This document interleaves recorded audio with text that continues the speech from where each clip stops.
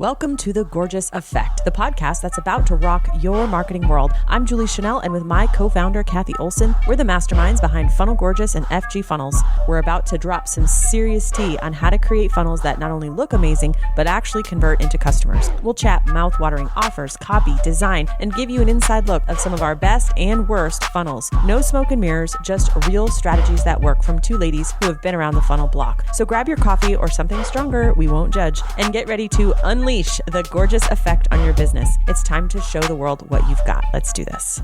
Hey everyone, welcome back to another episode of The Gorgeous Effect. I'm Julie. I'm here with my business partner and co-founder, Kathy. And today we're talking about how to make your revenue boring in 2026. That would be like, that just goes to show how crappy 2025 has been, that like boring is a win. Like yes. If you could just predict your revenue. Can we get off of the roller coaster and just be on the kiddie coaster that requires no, seatbelt? Like, so if you guys don't know, Disney, when it's like a kid safe ride when it doesn't have a seatbelt, like babies, anybody can be on it. So that is like the level of roller coaster. That kind of revenue.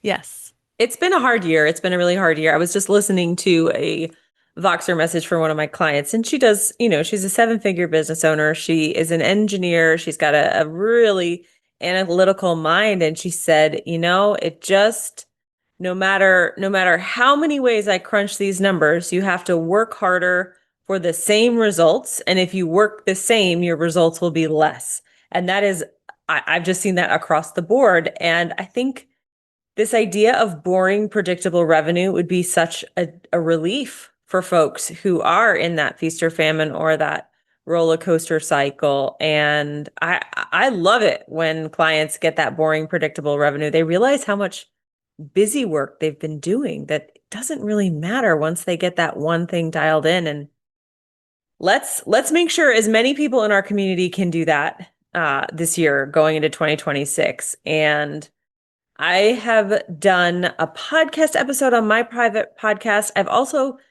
done a newsletter to our list on Funnel Gorgeous about the 6 things you need for 2026. And I think maybe we should deep dive into that because I think that's the fastest way to get boring, predictable revenue. Right. Is building foundations that like make an ecosystem that runs without you having to constantly run period. Yeah. Right? Like, so you're not running around, that you're using the systems in place to run around for you to keep it predictable and, kind of steady. Yeah, exactly. I think the first thing that is actually, I think I put it number 2 on the list when I wrote the email, is this sales presentation. I think people just need to know how to sell on a sales presentation predictably and reliably. And this could be a free presentation. It could be a paid presentation. If you're really good, it could be a set it, forget it on demand presentation. But even though webinars feel kind of old school to us now, if you can learn how to do a solid sales presentation, there is nothing that makes your revenue more predictable than that. And that's been shown over and over and over again this past year. It makes sense too. I think people are wanting that to show up, right? Like, so like if they're going to show up, you show up, we show up together, we have a human conversation. Like, it's almost like the only way to know that it's not AI, right? It's like this is return to old school a little bit, right? Of like, you show up, you tell me what's going on and I listen and we talk, we have a conversation. Like, I think that's what's behind it and why the mechanism is working so well.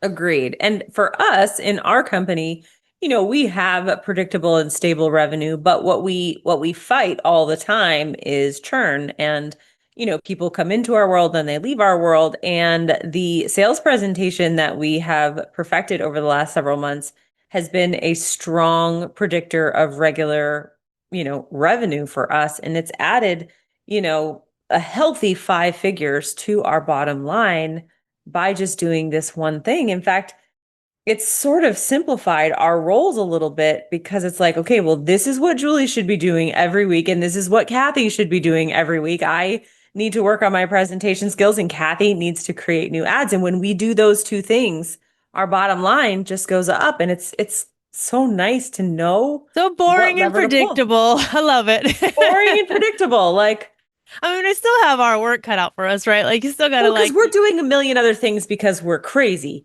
But if you yes, didn't want to be crazy, we could just do that one thing. yes, but I mean, let's not set it and forget it. Like, you're Oh, constantly no. improving it. I'm coming up with new ads. So yes, you're still doing like the work.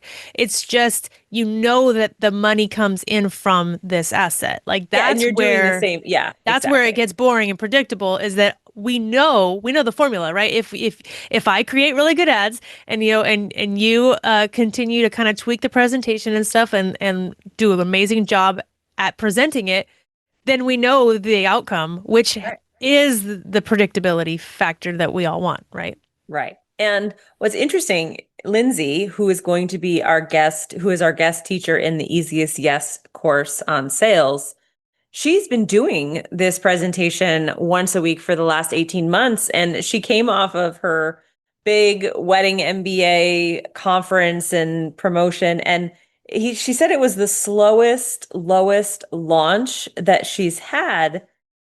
But weirdly, it didn't bother her because she was like, why am I going through all this trouble? I could just do my weekly webinar. Like it produces more money for me. And she just got approved for a mortgage for a new house. And it's just the epitome of boring and predictable. And I think that, of all the six things, that's the one I think I put it as number two on the list is the most like it's the biggest lever you can pull. And you can do a free webinar to a buy now, a free webinar to an application, a paid monthly webinar to a buy now an application, or yet, like I said, if you're really good an on-demand webinar, those are the harder ones. And like you said, in the world of AI, people like to know that you're real. And that's why we prefer the live over the on-demand, at least for right now. Yeah, and if you guys are looking for help with that, we have Launch Gorgeous live webinar available in the accelerator version, which I would recommend. It's a little bit easier than on demand so that you're not totally alone on doing it. You Yeah. can do it together. But we do have that available if you guys need that as a resource to learn how to do that. Yep. Okay. Another, I think, key to predictable and boring revenue is that you're always building your list. That was the number one thing I put on the six things is that high quality free offer, not a low quality free offer, high quality. And I identified a few things like a book, a newsletter, an email or audio course, possibly even micro SaaS or some sort of GPT. Like be done with the lame lead magnets and have a consistent way to grow your list. Yes, the key is really good ones. That always makes me think of when you made me make my first really good lead magnet and how hard it was You're to like, this took create. more than the paid course to make. Which is funny because in AI days, I could have made that in seconds, but it I was know. hard back in whatever 2018 or 2017, I think it was. But yeah, I remember working really long on that. And so I think that's the secret sauce, like you're saying, is it to have really high quality of like stuff that they can't get, which is not easy. But I think if you spend more of your time figuring out what that is, and like really being, intentional and purposeful and strategic on what that is and where it lands, then I think it is worth, investing in building this asset that's going to grow your list and keep growing your list. Yeah, absolutely. Ironically, if you do the sales presentation first, that can function as a high quality free offer as well as the selling mechanism. That's one of the reasons why it's so powerful. But, I always tell people webinar leads are going to typically be more expensive. So if you want to get a bigger audience and a faster list for a little bit cheaper, a high quality free offer like a book. But, like it cost me like $10,000 to make the book that, we're giving away for free. So when I say high quality, I mean high quality, that's how you stand out. Let's see. Okay, so the third and fourth thing, so it's a high quality free offer, a sales presentation, and then the next three things actually, which brings us up to five, are all traffic related. So it's a dial in search channel, a dial in social channel, and daily sales activities. And I don't know. I don't know if Funnel Gorgeous, I don't know how we're doing. Maybe we should grade ourselves because the dialed in search means that you're regularly blogging or podcasting or YouTubing or Pinteresting, something that's going to be searchable by AI and humans. A dialed in social is like Instagram or Facebook or TikTok. And then daily sales activities would be things like DM sales, Facebook group commenting, networking, or email marketing. And you should be doing at least one in each bucket for boring, predictable revenue. I don't know. How do you think we're doing? Bad, but but in our defense, we're making up for it with ads. So True. we are spending like we're being heard of every single day because we're paying for it. So like you don't have to pay for it. You would just have to like right. So that I think we traded off on that. You know, we're getting visibility and we're getting traffic because we're paying for it. So if we were smart or we had time and energy, or I guess, you know, we would be doing that ourselves. But I would say that in the beginning, we absolutely were doing those by ourselves. Like both you and I, that was our like lives, you know, like was creating content. So I think, you know, and searchable content at that. But yes, you're right. We definitely still could improve it, but I think it's because we just got lazy with we know that everything converts so well on the back end that we just put more money in it instead of more time. I think. It's true. At some point, we run out of time, and we just have to do more leverageable activities. The thing is, with social, I mean, not social, search. Let's talk about search for a second. The Yeah. reason why search traffic is so valuable right now, it's a long game for sure. It's not like a short game. If you need money, the search isn't going to like give you the money, but over time, it increases visibility. We are blogging a little bit over on the Funnel Gorgeous site, or I'm sorry, the Marketing Gorgeous site about FT funnels and all the updates. So LLM definitely can track that. But I think if we just got our act together and put this podcast on YouTube, we would probably Oh amplify yeah, what I we're already forgot about doing. this podcast. This is content, This isn't podcast is it? technically search. You So I mean this wonder, isn't just us chatting every week? I mean, I know. I that's wonder funny. if we put it on YouTube if that would help, but that does mean, I mean, we could go on YouTube without makeup, right? Yeah, I guess. I don't, Yes. I'm like with YouTube, so don't ask me. I know, but I've I been burned wonder. so bad with YouTube. So I know it's works for so many people, but it's like the bane of my existence. So I don't know. I know. Don't Well, know how to answer that one. there's different types of YouTube strategies, right? There's like putting your podcast on YouTube just as a podcast, and then there's also like, YouTube playlists that are designed to like sell and have like all that technical stuff, which, we tried in the past and then we failed miserably. On social, I think social we absolutely fail miserably. But that's what you're saying. We use Well, I ads use is the pod. great. The podcast is our social, is our weekly social. So, like on Instagram, every single week I put up the podcast episode and get people to listen to it. So that's really like our weekly content is really just talking about the podcast episode. So yeah, I mean, at least it is consistent. You know, we're doing a great job with the podcast, but Yeah. I wonder if for you, dear podcast listeners, would you watch us on YouTube or are you guys just podcast people audio? Because I don't, you know, I know. let's see It's a what they good say. question. Anyway, I think YouTube does a good job of creating boring, predictable revenue in general. It's the king of all the channels. It's got social features, it's got search features. Yeah, It's look owned at by Nuno. Google. He's a little like celebrity I over know there he's on like YouTube famous now. now. He just got consistent. Yeah. Yeah. Yeah, and his income has shown the difference. Okay, daily sales activities. I don't think we do. I mean, I don't think we do such a good job. We do email marketing. That's something we do. Our customer support team is working day in and day out in our inbox. So I think they do a lot of sales activities on our behalf to warm traffic.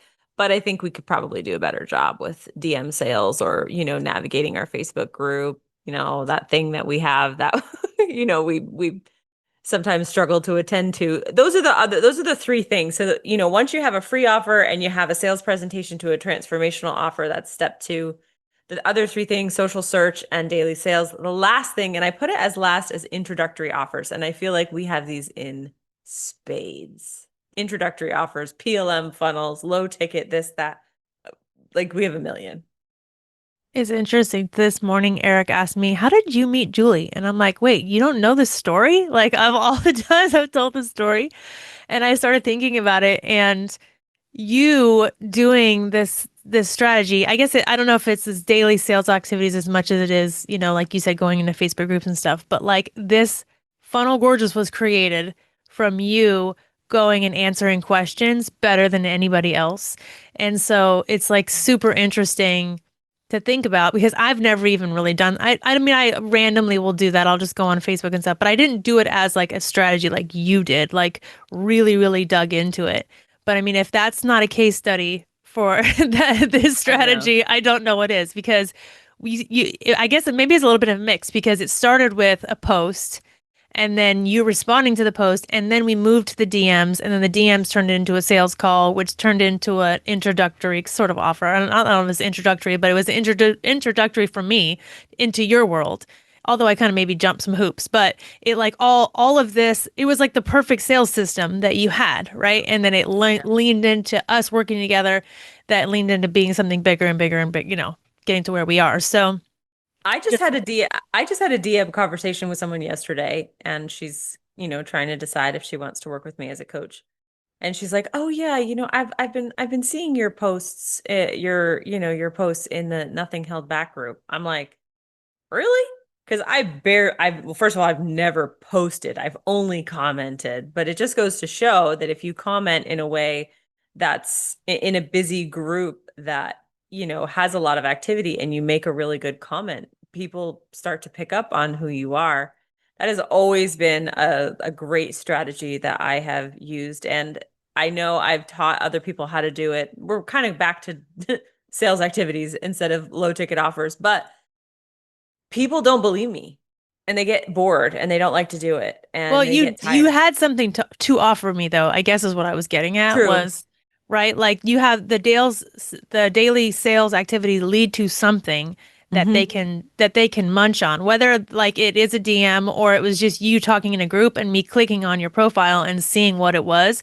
It was a way to capture all of what you were doing, right? In Right. order to get me into your world. I guess well that was kind of where I was going with that, but I guess this just shows that this whole system is so like attached to each other. You need all of these pieces because like this is what kind of gets it from all angles and you're catching people from all angles, right? Yeah. And if you want to have boring, predictable revenue, I'm telling you, number two, that's why we started with it, is so important. That's going to make a big difference. And then those daily sales activities. If you could only pick two things to work on in the first quarter of 2026, it would be a sales presentation to a transformational offer and daily sales activities. Those two things.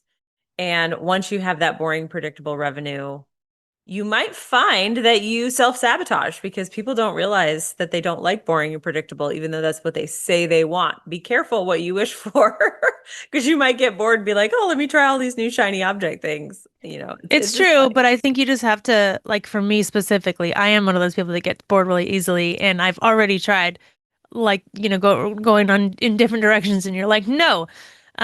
But I will say, make it interesting in the way you can't, make it interesting, like just use your creativity, right? So like Yeah. now my new goal is making content and ads, and like it's a challenge for me, and it doesn't come easily to me, but like if I know that it's going to work on the like that all of this is going towards something that will end up working, it gives me way more motivation than just throwing stuff at the wall and seeing what sticks, because that kind of bum me out and like actually like kill my like little creative flower that you I that know. you say. So because I know that it's going to like pay off, it makes me take more risk, try new things. Like it'll be okay because I know it's kind of heading in the right direction. So I do still think you can be creative and go for shiny objects just with the system in mind, putting them Right. into the system that you do know that works. Yeah. Okay, so if you want boring, predictable revenue in 2026, definitely go to funnelgorgeousnews.com and go down to the email where we wrote about this specifically if you want it in written form. Obviously, we're doing this podcast.